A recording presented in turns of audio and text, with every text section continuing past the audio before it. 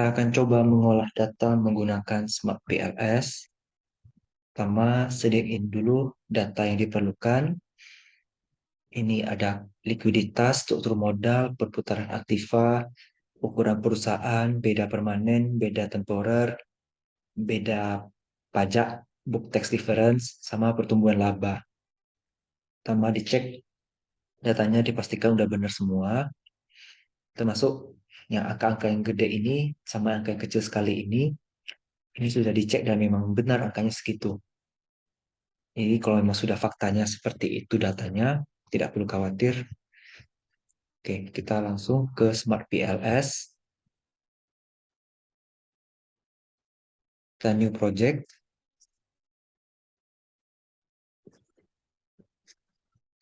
import data file. Filenya yang ini, oke, datanya error, tidak bisa. Berarti kita coba bikin file Excel baru.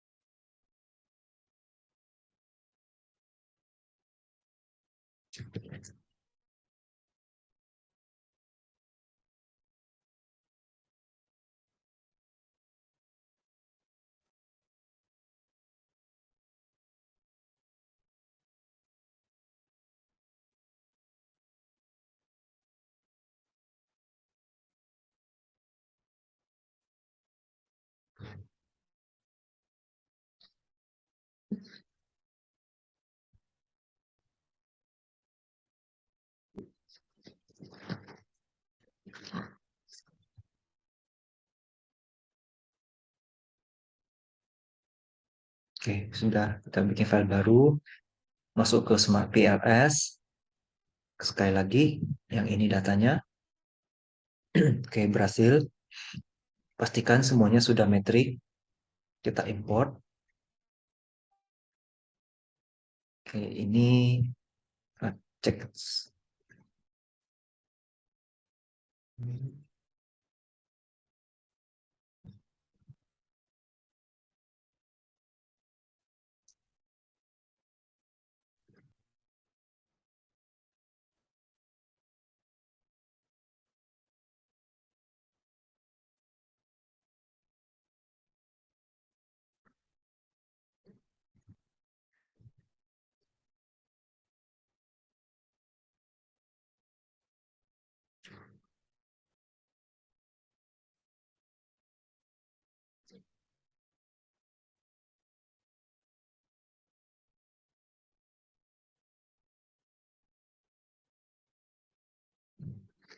Oke, ini sudah benar.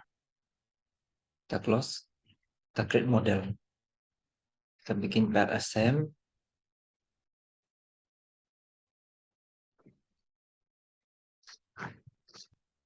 Kita bikin model satu dulu namanya. Jadi ini nama variabelnya.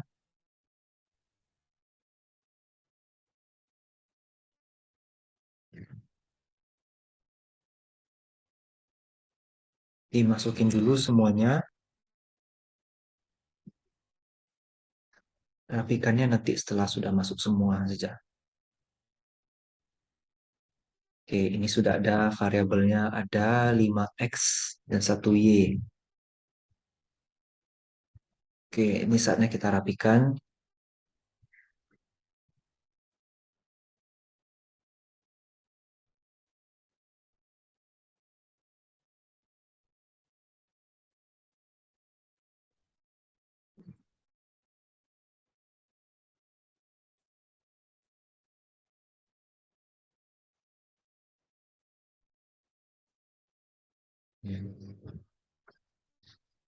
Kalau di PLS yang baru sudah enak ini, mau rapikan bisa langsung seperti ini, ada garis bantu warna hijau itu.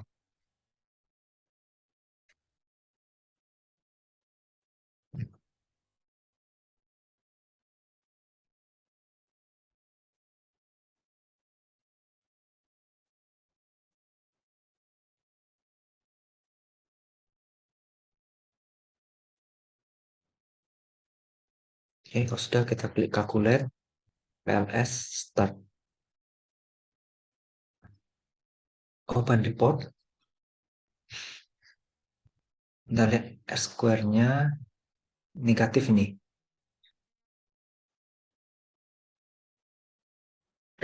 Kalau negatif itu bermasalah itu. R square tidak boleh negatif.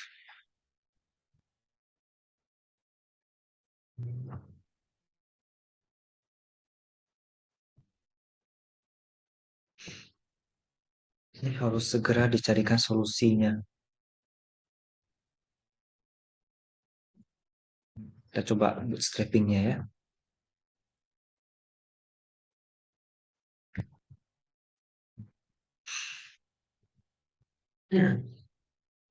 Kalau pakai OneTel ini ada dua yang signifikan, tapi hipotesisnya ditolak semua. Karena hipotesis yang diajukan semuanya positif.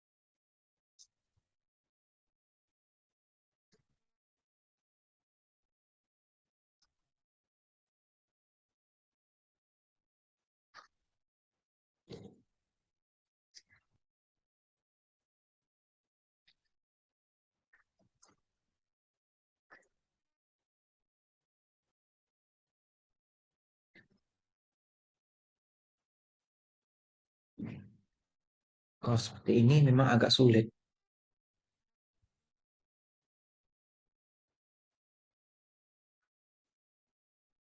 Harus ada variabel yang dikorbankan.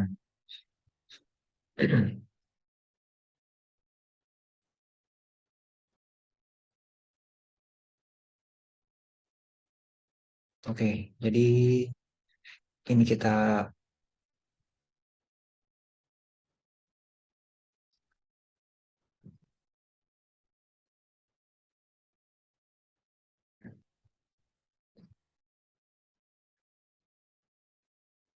ekspor dulu ke Excel.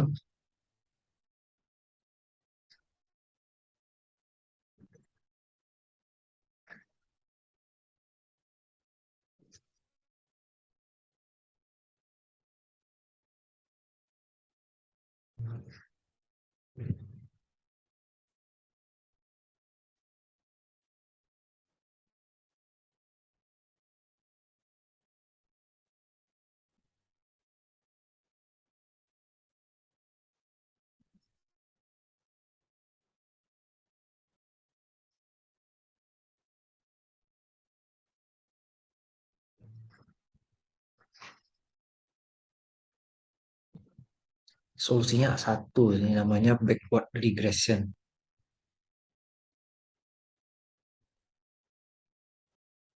B ini ekspor dulu masing-masing hasilnya ke Excel.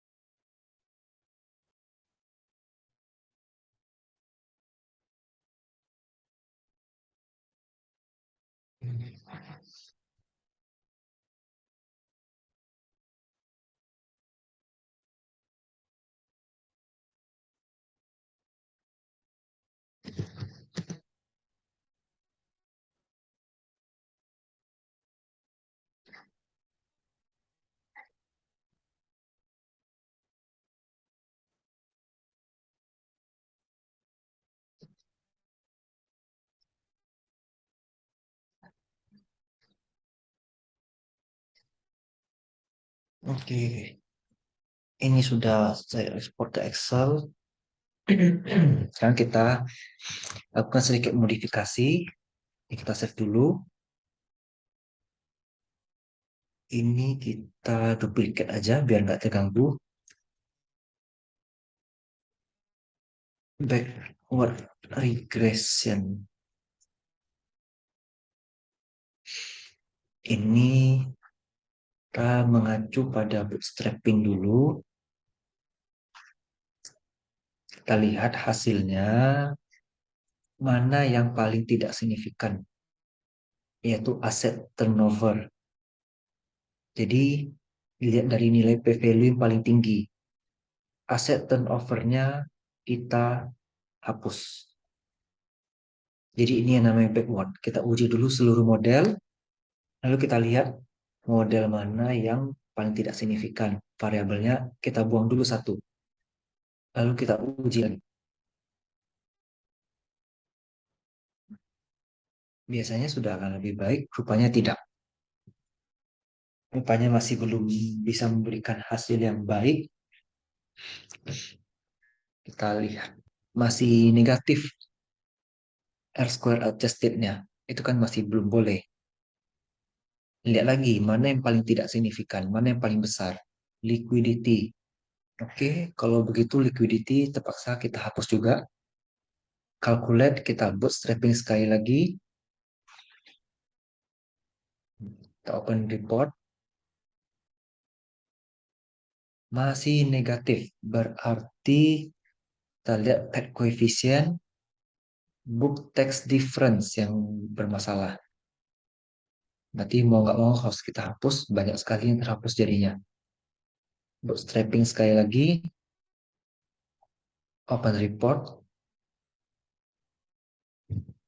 Kalau cuma dua variabel tidak perlu R square adjusted.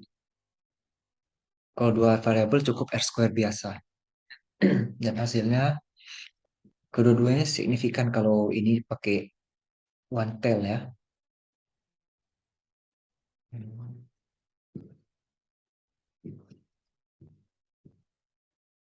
Oke, ini kalau kita pecah. Sorry, ini kalau kita gabung book text difference-nya ya.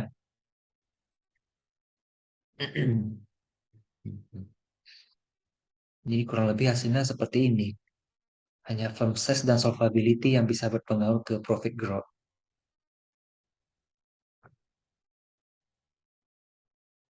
Mau nggak mau memang seperti ini jadinya.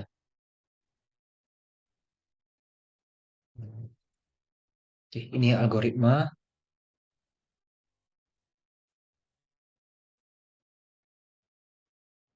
Sayangnya gitu, jadinya banyak yang terbuang.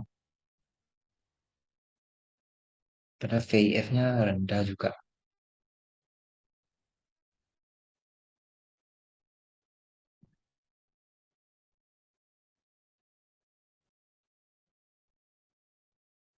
Hmm,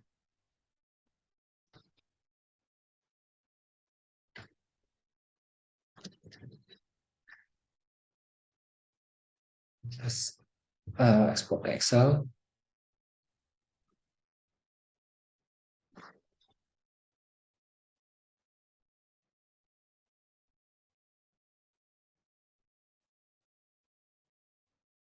Hmm,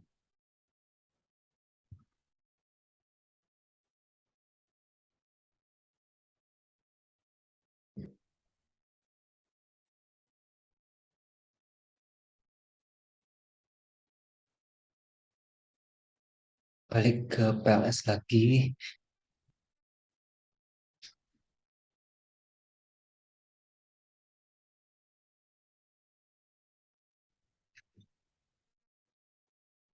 Kita uji yang bootstrapping, kita ekspor lagi.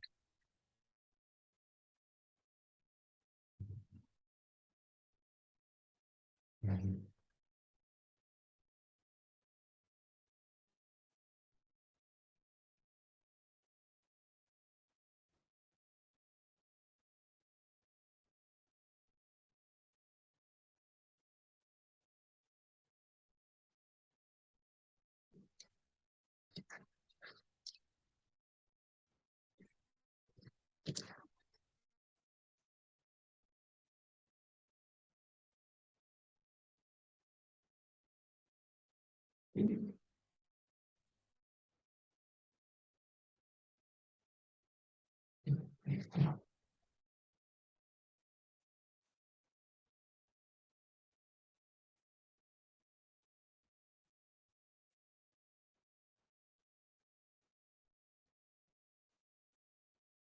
Kalau mengolah data keuangan, memang harus selalu siap dengan konsekuensi yang seperti ini.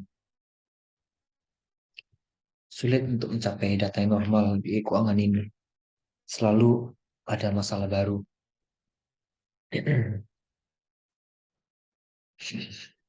Oke, ini sudah model satu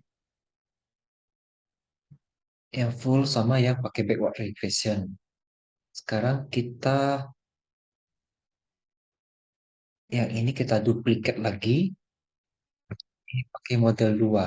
Kita lakukan uji ekspansi. Di sini karena book text difference-nya kan terbagi menjadi dua.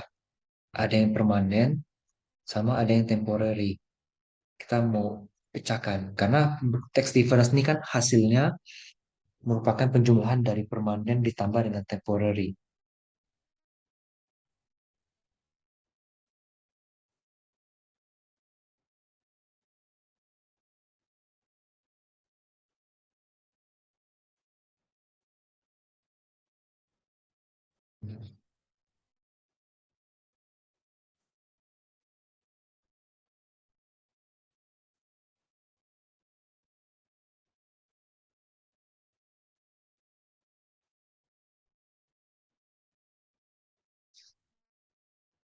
Oke, kita lakukan algoritma seperti biasa. Start, open report,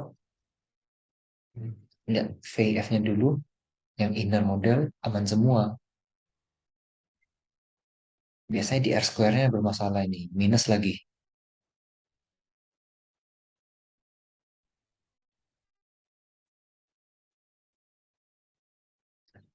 Awang-awang kita backward secara manual. Kita bootstrapping, kita open report, lihat mana yang paling besar asset turnover. Sorry, temporary rupanya.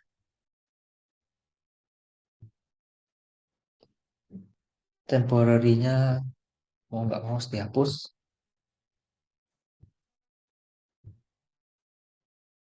Kalau bootstrapping lagi,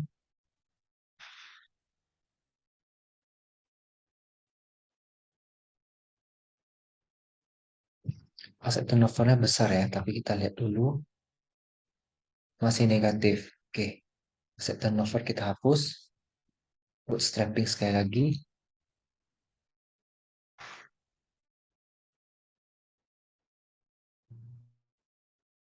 Adjusted-nya masih negatif. Liquidity-nya yang masih tinggi. Kita hapus juga. Bootstrapping lagi. Ini sudah yang ketiga kalinya hapus. Semoga bisa langsung berhasil. Masih negatif juga. Permanen. Ya kalau gitu nggak guna uji ekspansi ini. Nah hasilnya juga sama. Seperti tadi. Tidak perlu di adjusted karena hanya dua variabel X-nya. Kalau sama kayak gini, nggak ada perbedaan.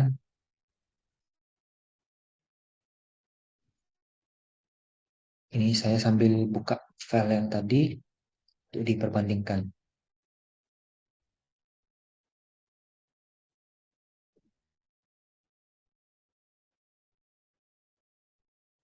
Ya, hasilnya sama. Oke, nggak ada beda. Kalau begitu, nggak bisa uji ekspansi dalam kasus model yang barusan kita uji ini. Semoga pembelajaran olah data lewat PLS ini bisa berguna dan sampai jumpa di pembahasan berikutnya.